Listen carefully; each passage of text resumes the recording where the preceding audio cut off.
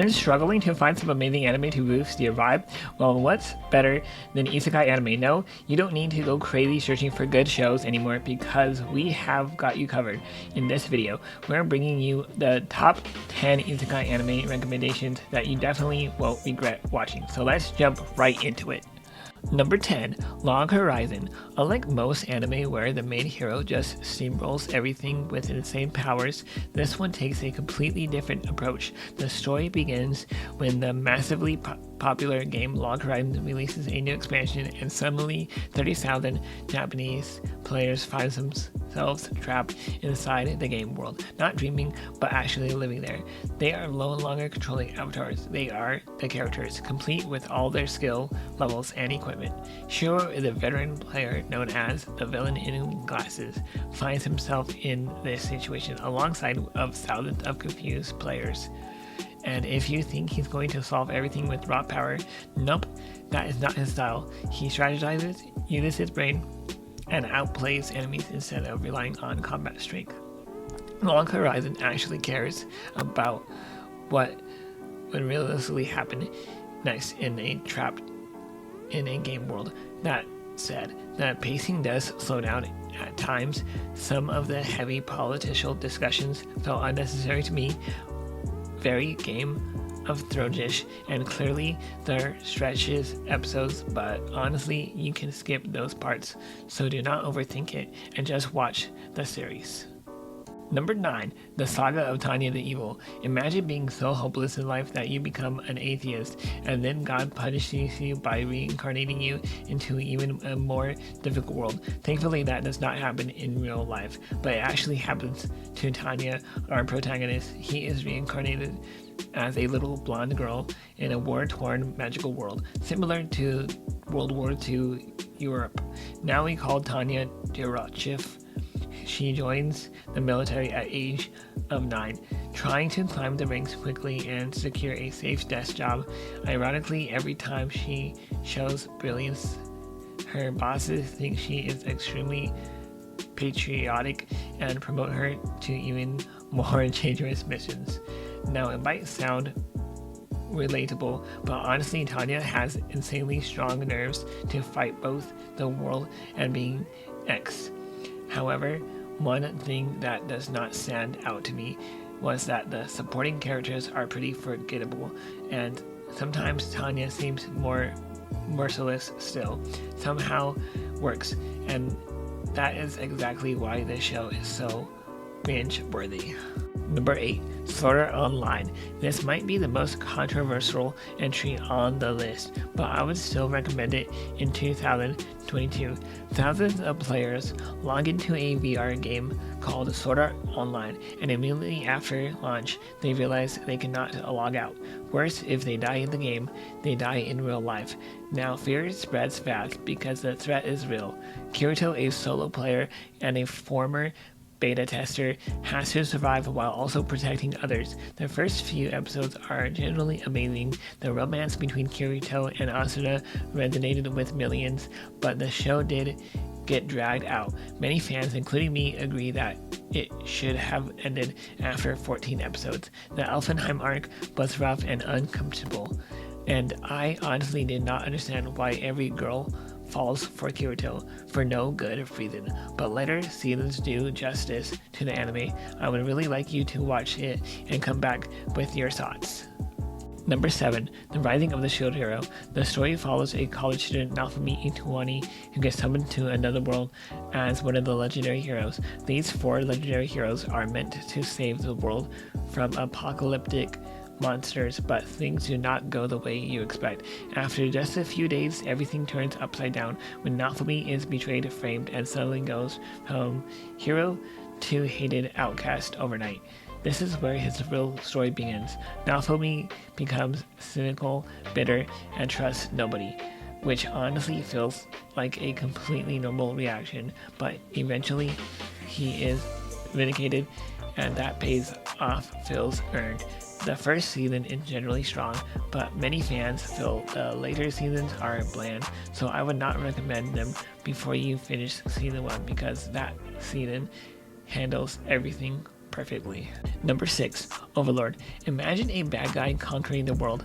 That is basically the plot of Overlord, where heroes are not saving the world, but the villain is overpowering it. The story takes place in 2126, when a popular game called Idrisil is shutting down. Mobagang, a skeleton mage player, stays logged in until the last moment, but instead of the game ending, he gets trapped inside as his character. The NPCs he created became real and start worshipping him as their supreme overlord. Now calling him Eyes Olgon, he begins his conquering this new world with his insanely powerful followers. The funny part is that everyone thinks he is a genius mastermind, but in reality he is just an ordinary office worker making things up as he goes. Whenever he messes up, his subordinates assume it was all part of the plan. The comedy is genuinely hilarious, with Ainz constantly panicking internally while everyone else treats him like a 4D chess player. That said, the anime sometimes focuses too much on side characters who do not really matter, and the CGI in later seasons did not impress me. Still, overall, the plot is strong enough to give it a try. Number 5, that time I got reincarnated as a slime. Okay, we need to talk about something wholesome after all those undead dictators. Satoru Mikami is a 37-year-old corporate worker living a boring life in Tokyo. I know, we are all on the same page, but one day Satoru gets stabbed and reincarnated into a new world, and honestly, his life gets way better than ours when he meets a dragon named Vildorara, who gives him the name Rimuru Tempest. Rimuru discovers he has insane powers. He can absorb anything, mimic appearances, and gain abilities from whatever he consumes. Instead of destroying things he builds, he creates a multicultural society where goblins, orcs, ogres, dwarves, and other monsters live peacefully together. Of course, not everyone wants them to be happy, so the struggle for survival begins. But Rimuru, who is honestly awkwardly overpowered, has got you covered. With slightly janky CGI but lighthearted tone, this anime is a refreshing shift from unnecessary action-heavy series. Number 4, Konosuba. God's blessing on this wonderful world. Kazuma Saito is a shut-in NEET who dies in the most pathetic way possible. In the afterlife, he meets Aqua, a goddess who will not stop laughing at his embarrassing death. She offers to reincarnate him in a fantasy world to defeat the Demon King, and he can bring anything with him. And guess what he chooses? Aqua herself. What makes this even funnier is that Aqua is the most useless goddess ever. She is vain, stupid, and cries over anything. And Megami, a wizard who only knows explosion magic and can cast it once per day before collapsing. And Darkness, a crusader with zero accuracy, who is also a sarcastic pervert, and you get the most dysfunctional party in anime history. Instead of struggling to save the world, they struggle to pay rent, buy food, and whenever they do manage to save the town, some new disaster is always waiting. Honestly, this is the ultimate isekai parody done right. Some people even consider it the isekai anime of the decade, and I could not resist adding it to the list. So you have to watch it and let me know if you really think it is that good. Number 3, Ascendance of a Bookworm. Death by Book Avalanche sounds fake, but okay. This anime is about a librarian who gets crushed by her book collection and then reincarnates into a medieval fantasy world where books barely exist. Since she is obsessed with reading, she decides to start from scratch and create her own books just so she can read again. It sounds motivating, but honestly, anime is more about survival in a painful, weak body. Mine is hilariously bad at being an isekai protagonist. She has zero combat skills, gets exhausted from standing too long, and nearly dies just from walking, and yet she wants to spark a revolution. The show is educational, but emotionally, it will absolutely wreck you. The family dynamic are the chef's kiss. You end up deeply invested in whether a sickly child can make books affordable, and somehow that becomes one of the most compelling plots ever. Yeah, pacing is slow, but that is exactly why it hits so hard.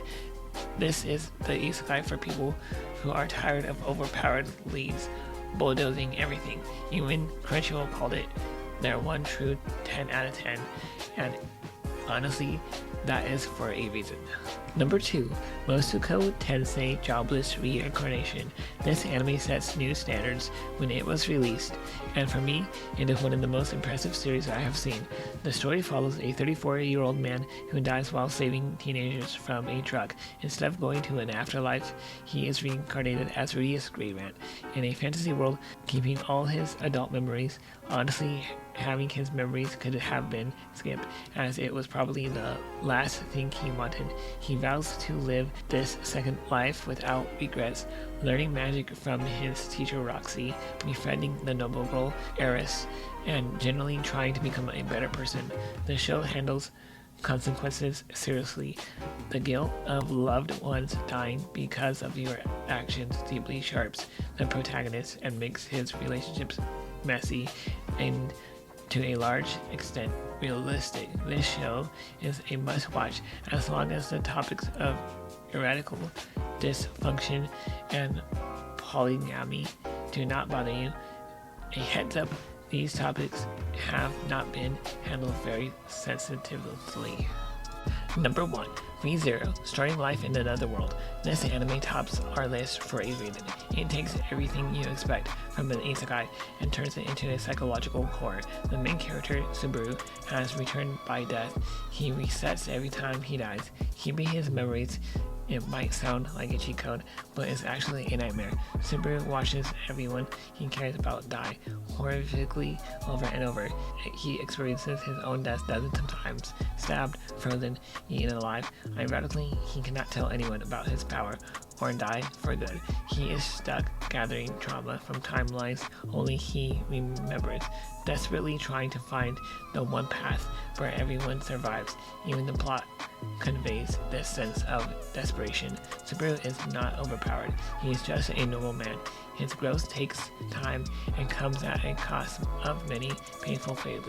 The show completely breaks its protagonist before building him back up. The animation, soundtrack, and voice acting perfectly captures his emotional breakdowns.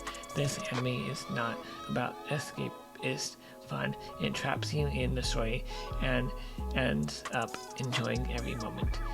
And with this, our video ends. If you really like it, don't forget to like, share, and subscribe to our channel. Thanks for watching and stay tuned for more.